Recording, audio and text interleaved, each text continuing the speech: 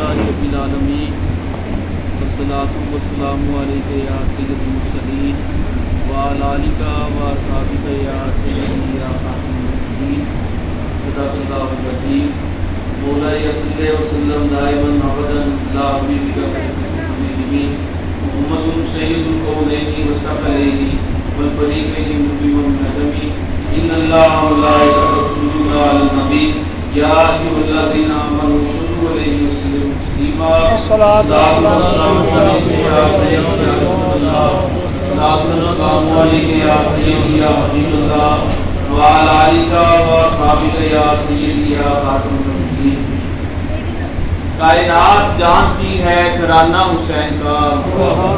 کائنات جانتی ہے گھرانہ حسین کا، جاری ہے ہر زباں پہ ترانہ حسین کا۔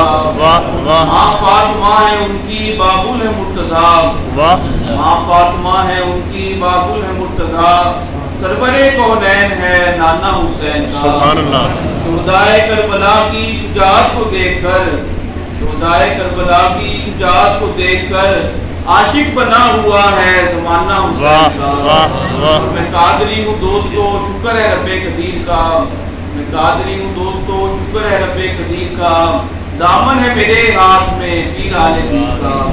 حضرات محترم معزز سامعین کرام، مجموعہ یاران طریقت، آج ہم سب جمعۃ مبارک کی نماز اپنے پیر کامل کے آستانے پر ادا کرنے کی سعادت حاصل کر رہے ہیں۔ میری دعا ہے کہ اللہ پاک آج کی ہم سب کی حاضری اپنی بارگاہ میں قبول فرمائے۔ خوش نصیب ہیں وہ لوگ جو جمعہ مبارک کا عظمت والا، شان والا، فضیلت والا دن جو ہے اپنے مرشد کامل کے دربار پر ادا کرنے کی سعادت حاصل کرتے ہیں، جس پر اللہ پاک کی مہربانی ہوتی ہے، سرکار مدینہ کی نظر کرم ہوتی ہے، مرشد کامل کی نظر عنایت ہوتی ہے، وہی بندہ جمعہ کی نماز اپنے مرشد کامل کے آستانے پر ادا کرنے کی سعادت حاصل کرتا ہے۔ اس لیے اللہ پاک کا شکر ادا کیا کریں۔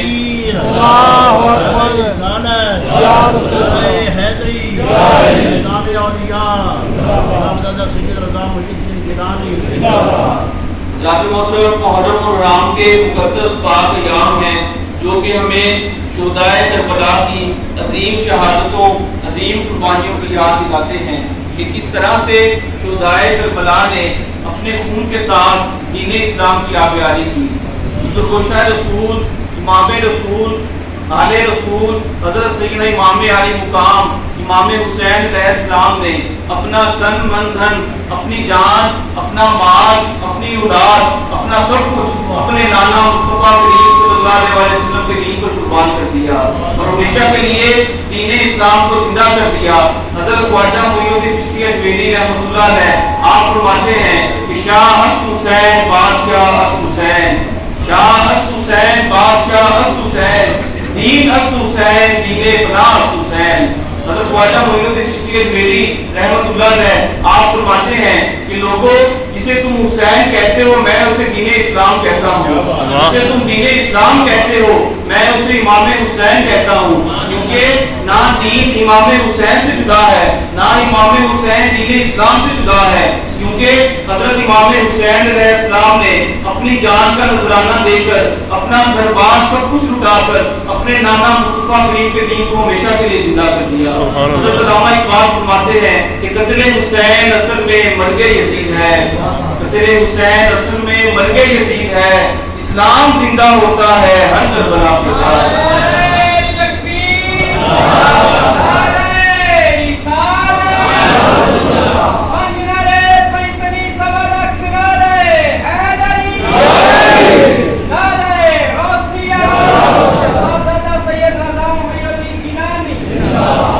واقعہ کربلا کی پورے دین اسلام کی تاریخ کے اندر بہت بڑی اہمیت اور بڑی فضیلت ہے کہ کس طرح سے آل رسول نے اپنا تمام گھر بار اٹھا کر اپنے نانا مصطفیٰ کریم کے دین پر بار دیا اور رہتی دنیا تک دین اسلام کو زندہ کر دیا۔ اور آپ دیکھیں حضرت امام حسین علیہ السلام کی وہ شان ہے کہ آقا مصطفیٰ کریم صلی اللہ علیہ وسلم ارشاد فرماتے ہیں کہ حسین مجھ میں سے ہے، میں امام حسین میں سے ہوں۔ آپ یہ دیکھیں اس حدیث مبارکہ میں حضور نبی کریم صلی اللہ علیہ وسلم نے حضرت امام حسین علیہ السلام کی شان کو، آپ کی عظمت کو بیان کیا ہے کہ لوگوں مجھ میں اور امام حسین میں کوئی فرق نہیں ہے، میں امام حسین میں سے ہوں، حسین مجھ میں سے ہیں۔ پھر آپ فرماتے ہیں کہ میرے دونوں شہزادے حضرت امام حسن اور امام حسین جنتی جوانوں کے سردار ہیں۔ پھر آپ دیکھیں کہ حضرت ابو ہریرہ رضی اللہ تعالیٰ عنہ آپ بیان فرماتے ہیں کہ ایک دفعہ سرکار مدینہ صلی اللہ علیہ وسلم اپنے حجرہ مبارک سے باہر تشریف لائے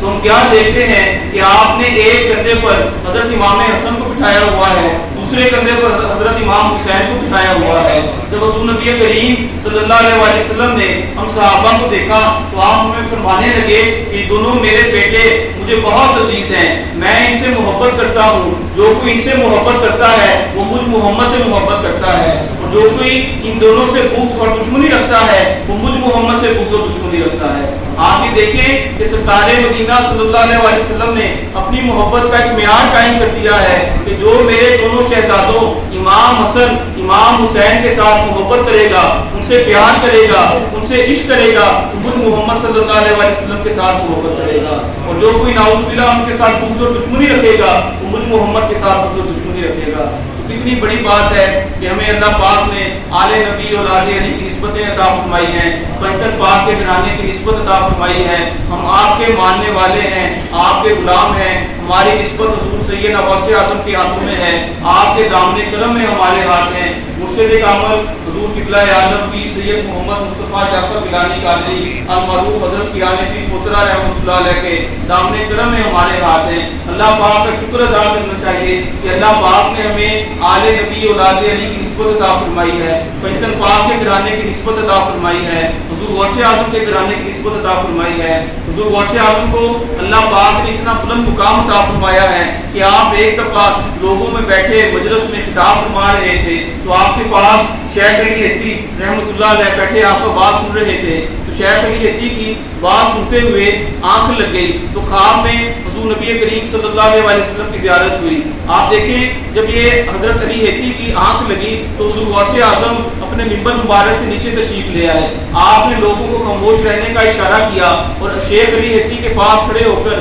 ہاتھ باندھ کر کھڑے ہو گئے۔ جب تک ان کی آنکھ نہیں کھلی حضور غوث اعظم ان کے پاس ہاتھ باندھ کر کھڑے رہے۔ جب ان کی آنکھ کھلی وہ خواب سے بیدار ہوئے تو حضور غوث اعظم نے شیخ علی حتی سے فرمایا کہ آپ خواب میں کیا دیکھ رہے تھے؟ انہوں نے عرض کیا کہ میں حضور نبی کریم صلی اللہ علیہ وسلم کی زیارت کر رہا تھا۔ حضور غوث اعظم نے فرمایا آپ سے حضور نبی کریم صلی اللہ علیہ وسلم نے کیا ارشاد فرمایا ہے؟ انہوں نے عرض کی کہ مجھے آقا مصطفیٰ کریم صلی اللہ علیہ وسلم نے فرمایا ہے کہ تم شیخ عبد القادر جیلانی کی مجلس میں جایا کرو، ان کا وعظ سنا کرو، ان کی مجلس میں اپنی حاضری کو لازمی بنا لو۔ پھر آپ کہتے ہیں شیخ علی بن حتی رحمۃ اللہ علیہ نے لوگوں سے بعد میں کہا کہ میں جو کچھ خواب میں دیکھ رہا تھا حضور نبی کریم صلی اللہ علیہ وسلم کی زیارت کر رہا تھا، وہی سب کچھ حضور غوث اعظم بیداری کی حالت میں میرے پاس کھڑے ہو کر دیکھ رہے تھے۔ یعنی حضور غوث اعظم بیداری کی حالت میں حضور نبی کریم صلی اللہ علیہ وسلم کی زیارت کر رہے تھے۔ کتنی بڑی شان ہے کہ اللہ پاک نے ہمارے پیر کو